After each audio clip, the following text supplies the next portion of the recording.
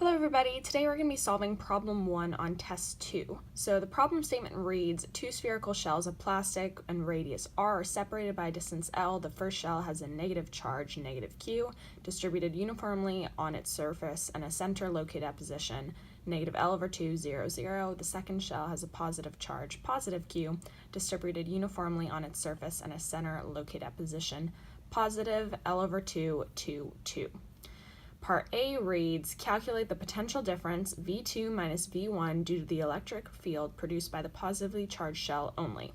Location 1 is 0, negative L/2, 0, and location 2 is the origin, 0, 0, 0, as seen in the diagram. Here I have replicated the diagram and I'm going to solve it out here. So A wants us to find V2 minus V1.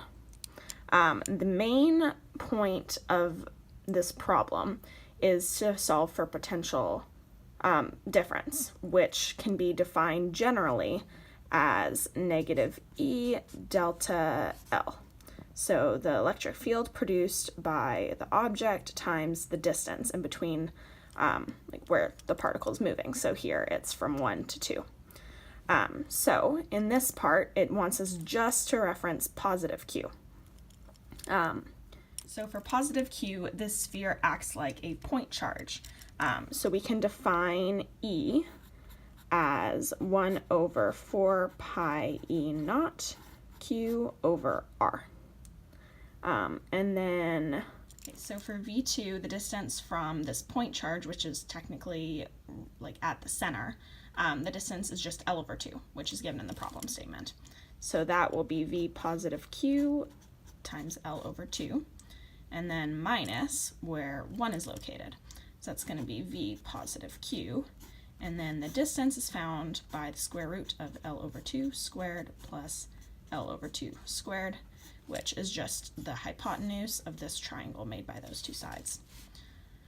Okay, so now we can plug in the V part, which is the electric field part, which is 1 over 4 pi E naught, positive Q over L/2, minus V positive, 1 over 4 pi E naught of Q over the square root of 2 L/2 squared.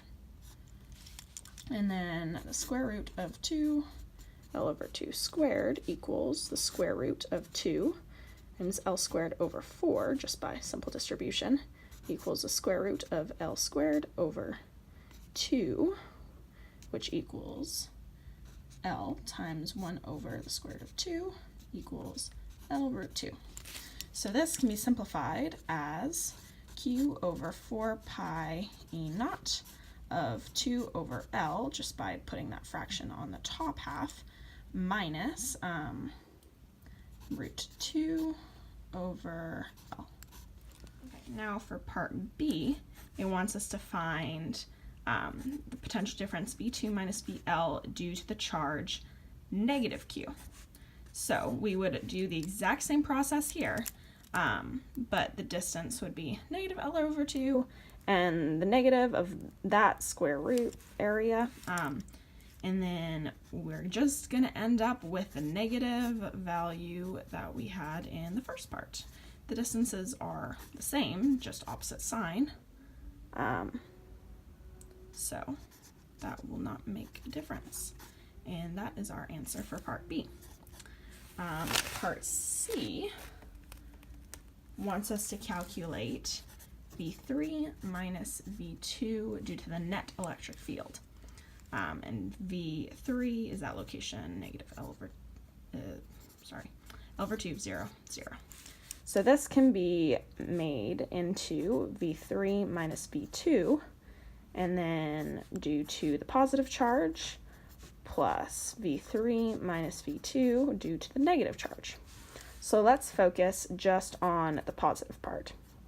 V3 minus V2 of Q plus. That should be A2. Okay, that is going to equal, so we see in the diagram, V3 minus V2, we're going to include this. we're going to consider this part, which is location 4, and so on and so forth. So we are going to name that V3 minus V4 due to positive Q plus V4 minus V2 due to positive Q. And this is going to be 0 because it's inside of the sphere. Inside a shell, the potential always is 0. Or sorry, the potential difference. So it's just going to be V4 minus V2. V4, we're still going to consider this a point charge. So it's still positive Q, and it's 1 over 4 pi E naught. And then the distance between those two is R, that's given in the problem statement. And then V2 is a distance L over 2. We saw that before, but it's, 1 over R minus 2 over L, the opposite, because it's on the bottom of that fraction. Now we're going to consider the part due to the negative shell, V3 minus V2 of negative Q. And this is going to equal negative Q over 4 pi E naught, that's not any different, and 1 over L over 2 plus L over 2, and then minus 1 over L over 2. Because you see that V3 is a distance of L over 2 plus L over 2, and the distance from 2 is just 1 L over 2. Okay, and that is going to be equal to Q over 4 pi E naught L, just by some algebra. So now we total it up, V3 minus V2 total equals Q over 4 pi E naught of 1 over R minus 2 over L plus 1 over L. So that's just going to be equal to Q over 4 pi E naught of 1 over R minus 1 over L.